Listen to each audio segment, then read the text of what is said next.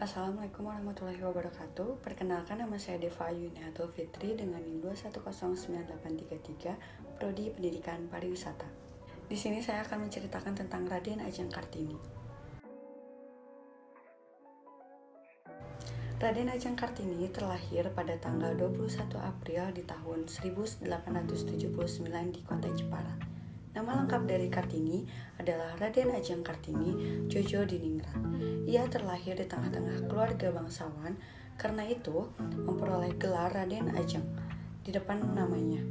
Gelar itu digunakan oleh Kartini sebelum dia menikah, dan apabila Raden Ajeng Kartini menikah, maka gelar bangsawannya akan berubah menjadi Raden Ayu menurut tradisi yang ada di Jawa.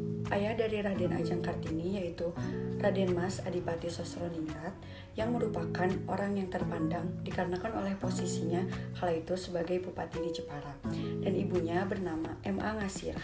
Beliau adalah anak seorang kiai atau guru agama di daerah Telukawur, kota Jepara. Kartini merupakan keturunan dari Sultan Hamengkubuwono, bahkan ada juga yang mengatakan kalau garis turunan ayahnya berasal dari Majapahit. M.A. Ngasirah sendiri bukanlah keturunan dari bangsawan, melainkan dari rakyat biasa.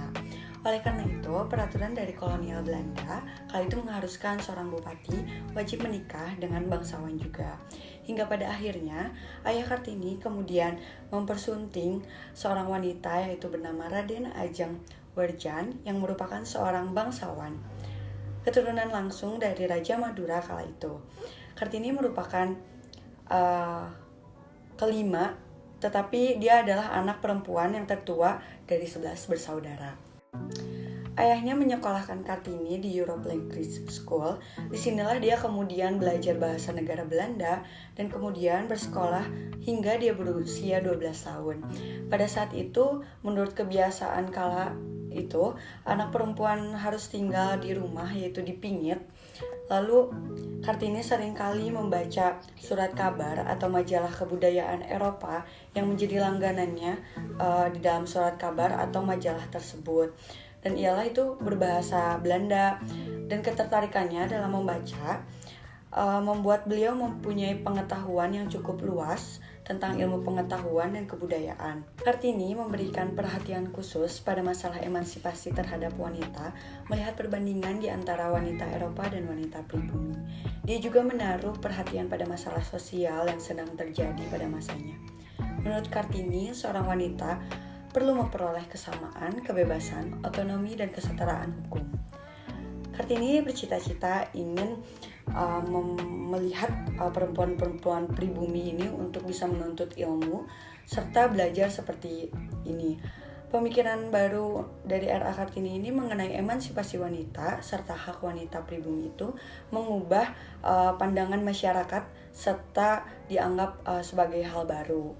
Menyinggung keluhan-keluhan wanita pribumi, Raden Kartini juga menuliskan tentang peri kemanusiaan, nasionalisme, kebijaksanaan, dan masih banyak lagi.